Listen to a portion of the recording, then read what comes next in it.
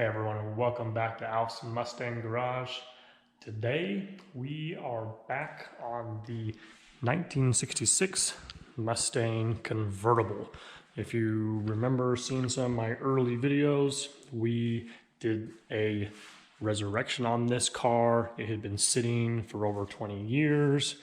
Went through and did a top end rebuild on the engine, did some brake work, and got this thing running and driving. So the floor is rotted out, like how a lot of convertibles are. And so we sent this out to get a new floor. It is now back with the new floor. However, we're going to be putting in some carpet and some sound deadener and all that kind of good stuff. But before we do all that, we have a leaky heater core. So we're going to show you how to do a heater core replacement on a 66 Mustang.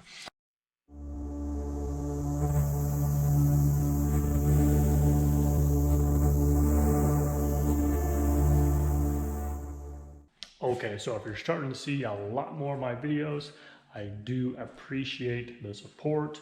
We're seeing a lot of growth here lately, and I couldn't have done this without the support from all of our subscribers and people that are looking for help with their old classic Mustangs. So we are almost to that magic 1,000 subscriber number. That's the magic number that we need to get our channel monetized. So it'll be nice to finally get a little bit of a kickback. So that's super cool. I appreciate it. If you haven't subscribed yet, please subscribe, click on the notification bell. Those little things help us grow so much, and then we can continue to make videos on these classic Mustangs, which benefits you guys. Okay, so there's a lower set screw on this, and then there's also an upper one. The upper one's kind of harder to get to, so I'm going to leave this attached until we start to remove this assembly. So in the meantime, we're going to start disconnecting some cables. We got some cables up in here that we're going to disconnect, and just going to get everything off the heater box. That way we can remove it.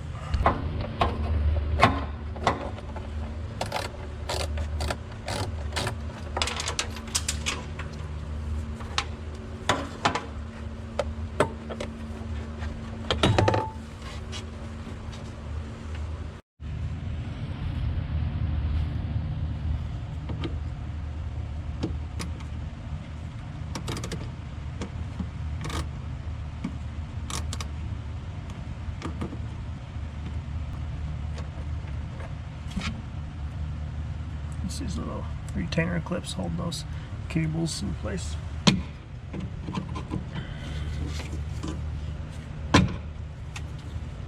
Sometimes those cables get a little rusty on there. This one's being a bugger. There it is. Just been on there for a while. Okay, we have a mounting bolt right there.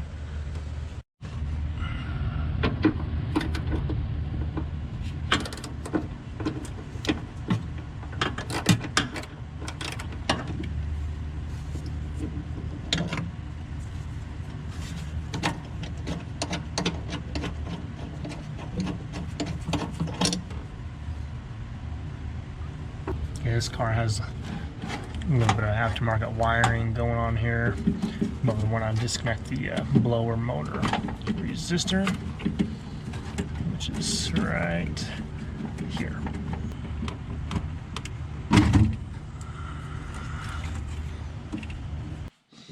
Okay, we're out in the engine bay now. Here's our blower motor. So we're going to have to disconnect that here. Looks like we got two wires.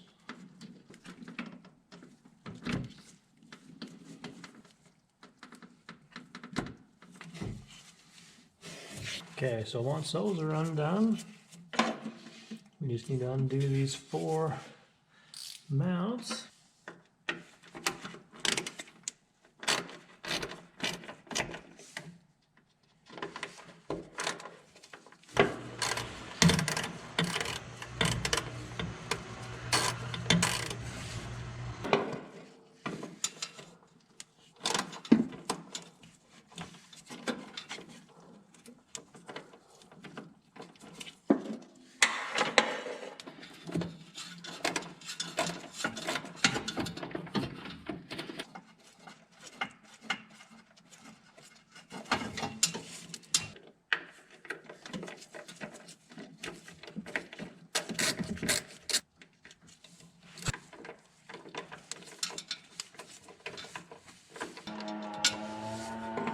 Okay, so once these 4 bolts are out, it might be kind of like stuck on there if it's been on for a while, but should be able to kind of go inside the car and kind of work it free. But this thing is loose now, so the only thing that's really holding it in is your heater hoses. So usually I like to leave that last because they're going to make a little bit of a mess while you're disconnecting coolant lines. Okay, we're back inside the car now, so everything should be free. This thing's going to want to come down.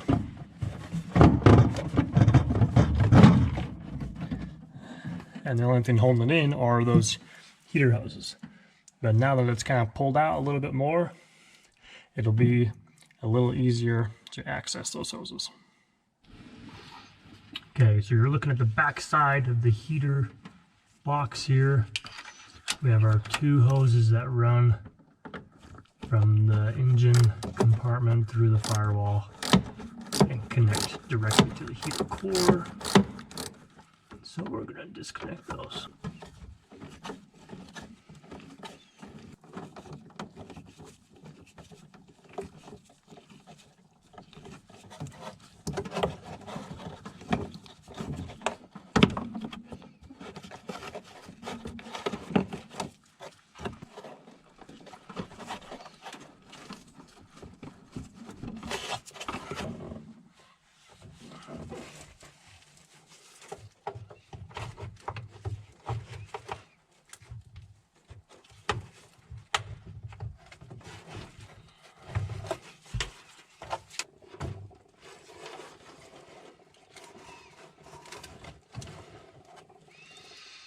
Okay, usually when you can break your seal loose from the hose, it usually kind of has a pretty firm grip on it.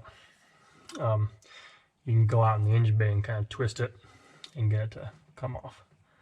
So we got our lower hose off, now we just need to get our upper hose off.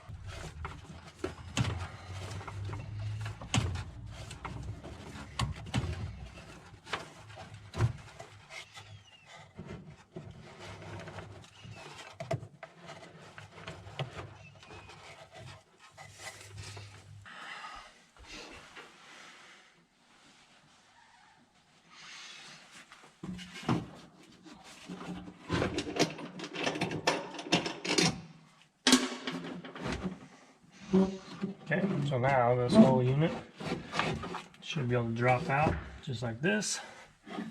And then here's our top cable that we couldn't access. So now we can get to that. Before I release the heater hoses, I thought it was a good idea to keep it supported with this mount right here. So I put that back in just kind of loosely, just to kind of keep the support. Then disconnect the hoses, and then you can drop it down and get this last cable here.